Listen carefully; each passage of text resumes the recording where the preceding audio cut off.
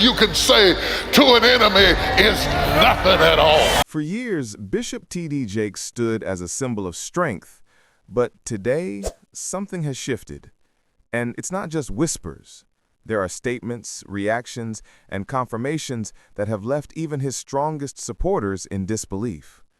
What was once dismissed as speculation is now being spoken of with urgency, and the news tied to his name has taken a turn no one expected.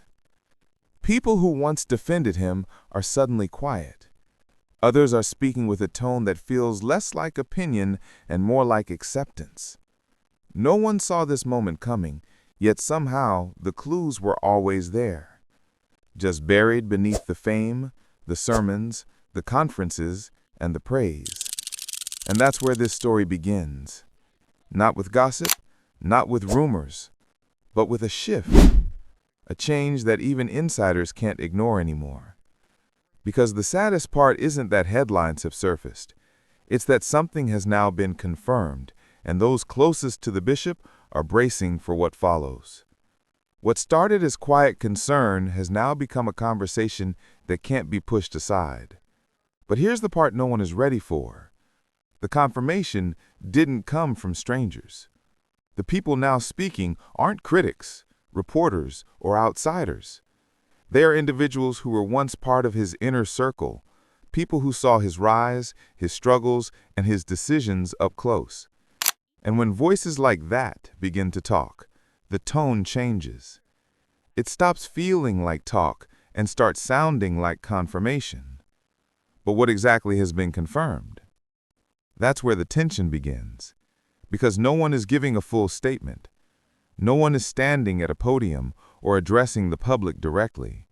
Instead, the truth is surfacing through the way insiders are responding, not with denial, not with defense, but with a quiet kind of acceptance, the kind that tells you something has already shifted behind closed doors. At first, people thought it was just another wave of criticism, something that would fade like all the others. But this time, the silence from his closest voices is what speaks the loudest. The tone in their responses is different, controlled, careful, and heavy. And that silence has created a question the public can't shake. If nothing serious was happening, why would the people closest to him suddenly stop defending him? To understand why these reactions feel so different, you have to look at the kind of influence Bishop T.D. Jakes built over the years. His platform wasn't made on controversy or quick fame. It was built on decades of sermons, conferences, best-selling books, and relationships with some of the most powerful names in faith, business, media, and politics. That level of reach doesn't collapse overnight, unless something deeper is unfolding. And that's exactly what has people uneasy, because when a leader rises this high, even the smallest shift creates a shockwave. The recent silence from certain voices isn't casual. It looks like preparation, as if those around him know something the public is only beginning to sense. Supporters say he's just navigating a transition. Critics believe the truth is finally breaking through. But both sides agree on one thing. Whatever has been confirmed didn't appear from nowhere. Because before the headlines, there were patterns. Before the questions, there were whispers. And before the whispers, there were moves being made that most people never noticed. But now, the question is no longer about whether change is happening. It's about how deep it goes and who's affected next. To see how things reached this point, you have to rewind to the moments most people never paid attention to. Long before headlines started circling, Bishop Jakes was stepping into spaces that blurred the lines between ministry, influence, and power. Private meetings with CEOs, closed-door gatherings with political figures, invitations to elite events where faith leaders rarely sit. To his followers, this was bold territory, a way to bring spiritual presence into secular rooms. But to others, it marked the start of something more complicated. The concern wasn't just where he was going, but who he was going with. And then came the partnerships. Projects rumored to merge faith with entertainment, branding, and money at levels no pastor had touched before. For a while, people celebrated his reach. But as the deals grew larger, the questions grew louder. Was this expansion a calling or a shift in direction? Now, the silence surrounding his circle makes those old concerns look less like criticism and more like early warning signs. Because the quiet isn't random. It sounds like people choosing not to speak until they have to. And when insiders go quiet, it's rarely without reason. But influence doesn't just create opportunity, it creates pressure. And over the years, the spotlight on Bishop Jakes didn't fade, it intensified. Every appearance, every decision, every connection became a talking point. For some, that kind of attention is fuel. For others, it becomes a weight that eventually leaves a mark. And that's where things took a turn. Because the recent headlines aren't just about rumors or money or partnerships.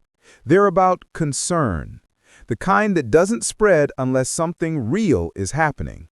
Not the kind of concern shouted by critics, but the quiet, heavy kind that travels through people who once stood beside him. Some believe he's preparing to step away from certain roles. Others think he's facing internal battles the public knows nothing about. And a few are convinced that a major shift has already started, and what the world is seeing now is only the first ripple. But here's what has caught everyone off guard. No one is rushing to deny anything. In the past, his team would speak fast, silence critics, and shape the story. This time, they're watching, listening, and choosing their words with unusual care. That alone says more than any headline. And it's not just the silence that's raising eyebrows. It's who is staying silent. Names that once defended him without hesitation are now speaking in fragments, avoiding specifics, or not speaking at all. Some are stepping back from events tied to his leadership. Others have paused collaborations without explanation. These aren't strangers. They're people who built platforms alongside him. People who spoke his name with pride. People who once called him a mentor, partner, or covering. Now, their tone is shifted from bold support to cautious distance. Even longtime attendees of the Potter's House have noticed subtle changes. Fewer public statements, delayed announcements, a carefulness in messaging that wasn't there before. It feels less like routine strategy and more like preparation for something they don't want to say yet. And that leads to one unsettling possibility. Whatever has been confirmed may not be public yet. Because when silence replaces defense, it usually means someone is waiting for the right moment, the right wording, or the right reveal. And the longer that wait continues, the more people begin to assume the worst, even before the truth is spoken. To understand why this moment feels different, you have to look at the timeline.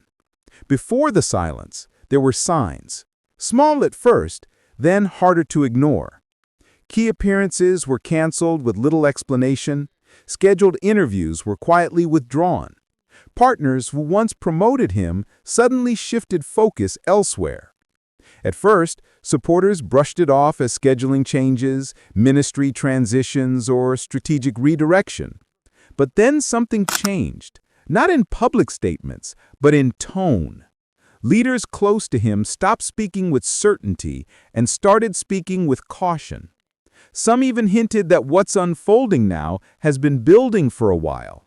Not an overnight crisis, but a slow shift, the kind that happens behind the scenes long before anyone notices. And that's why the word confirmed carries more weight than ever. Because when people connected to the source start adjusting their tone, it means they already know where the story is heading. They may not reveal it yet, but they've already positioned themselves for what's coming. The public is only catching up to what some insiders have quietly accepted. But the biggest question still hangs in the air. Is this the beginning of a transition, or the start of something far more serious? The whispers surrounding Bishop T.D. Jakes are now starting to gather momentum. People are asking if his future plans will align with his past, or if they mark a dramatic shift. The most unsettling part? There are murmurs of upcoming announcements, but no one seems certain about what will be revealed. Insiders are hinting at big moves, ones that could reshape not only his ministry, but his entire public persona. It's the kind of change that's harder to control once the floodgates open. The problem with this level of transformation is that it leaves everyone guessing. Will it be a pivot that redefines his influence, or will it alienate those who have followed him for years? At the same time, there are those who believe the church and the world at large is about to witness a revelation that will change the way people perceive him, for better or worse. But here's where the tension rises. It's not about what's being said, but what's being withheld. The bigger question is no longer what's next for T.D. Jakes, but what truths are still hidden from the public. As rumors continue to swirl, the faith community waits on pins and needles. Supporters of Bishop Jakes remain hopeful, clinging to the belief that these moves are part of a greater mission. They believe he's been called to bring faith into spaces that desperately need it: boardrooms, Hollywood, politics. They see his actions as a bridge between the sacred and the secular, bringing a message of hope to a world in turmoil. But others are starting to feel uneasy about what that bridge looks like. Is the gospel message being diluted to make it more palatable for the mainstream? Is this newfound influence coming at the cost of the very essence of ministry? Here's where things get even murkier. Some within the church have already begun distancing themselves from him. Pastors and leaders who once stood by his side are now offering only vague responses when asked about his future plans. What was once a clear path forward is now clouded in uncertainty. It's not just the headlines anymore. It's the deafening silence from those closest to him. And the truth is, there's something unsettling about not knowing what's coming next, especially when the stakes are so high. As we reach the end of this story, the silence feels louder than ever. The pieces have been scattered, and the questions remain unanswered. What's truly going on behind the scenes with Bishop T.D. Jakes? Is this a simple shift in direction, or is something much deeper at play? What's certain is that this moment in his career is a crossroads, and not just for him, but for the entire gospel community. The way people respond to what comes next will shape the future of ministry in ways no one can predict. The stakes couldn't be higher. For now, we're left with more questions than answers. Will the truth finally be revealed, and will the public accept whatever comes next? Or will this be a turning point that causes irreparable damage to the man who once stood as one of the most influential pastors of his generation? In the world of faith and influence, nothing is ever as simple as it seems. What was once solid is now in flux, and what's coming next, that's the question no one can answer yet.